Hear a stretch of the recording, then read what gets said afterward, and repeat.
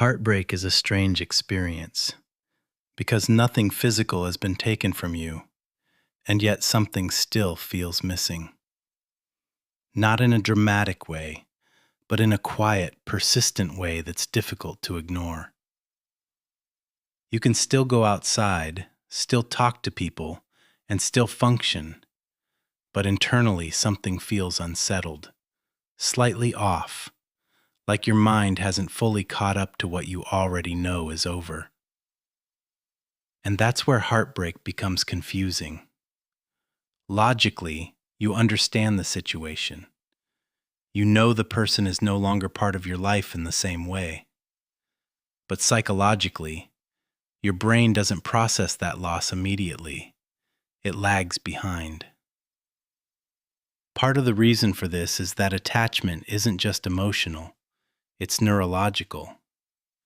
When you become close to someone, your brain begins to associate them with reward.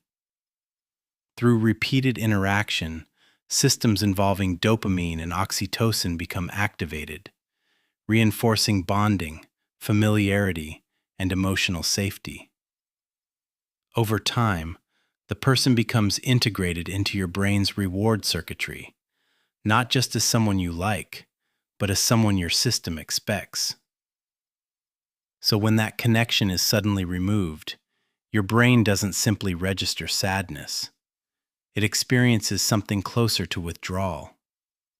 The same neural pathways associated with attachment are now understimulated, and your brain responds by trying to restore what it has lost.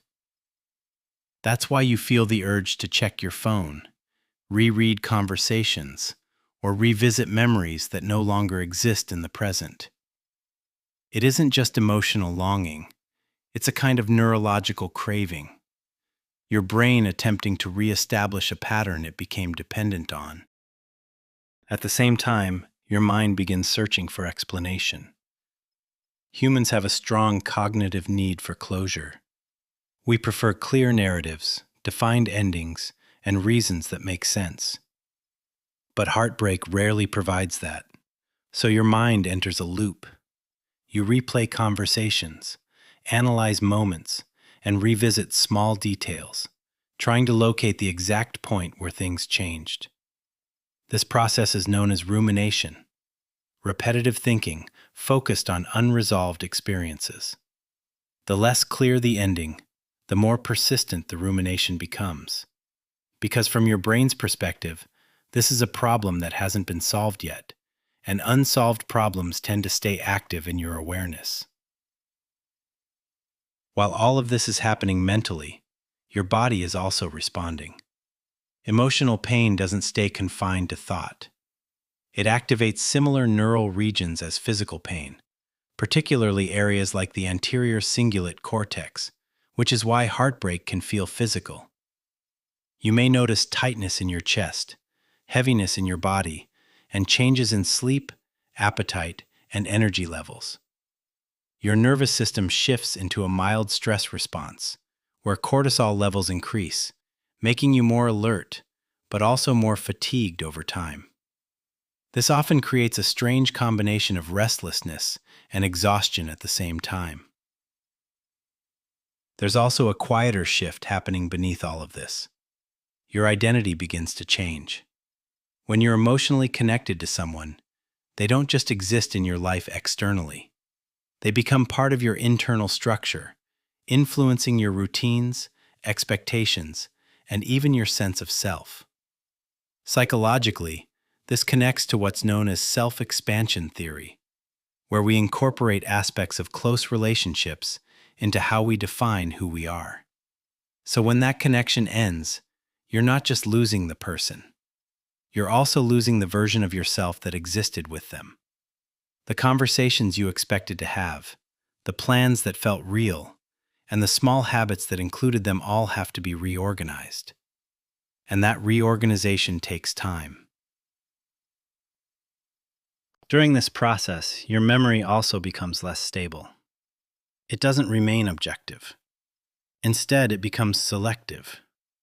Sometimes you idealize the past, focusing on the positive moments and emotional highs. Other times, you shift in the opposite direction, emphasizing the flaws and the reasons it didn't work. This back and forth isn't random. It's your brain attempting cognitive reappraisal, trying to make sense of the experience in a way that feels coherent. At the same time, you may become more self-aware.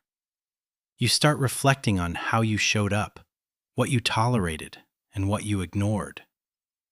This kind of introspection can be useful, but it can also become harsh. The mind often equates responsibility with control.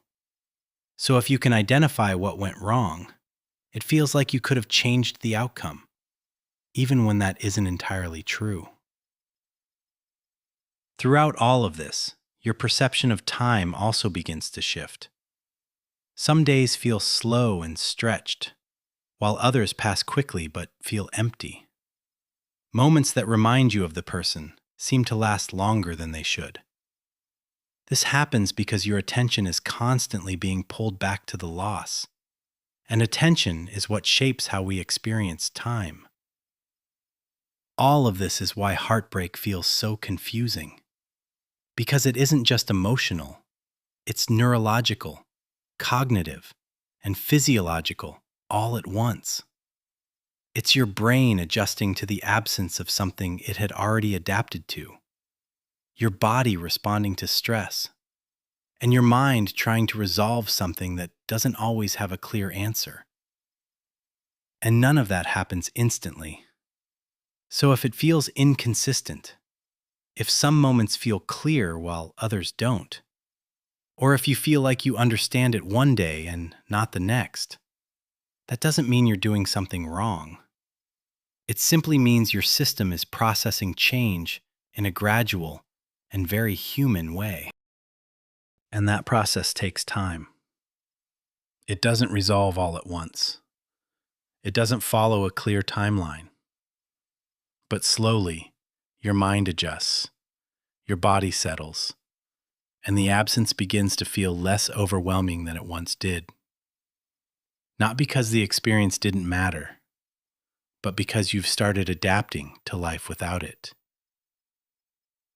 This is Mind in Lines, where we slow down everyday experiences and look a little deeper. If this made you reflect, consider subscribing and staying for the next one. Until next time, take care of your mind and give yourself the time you need to heal.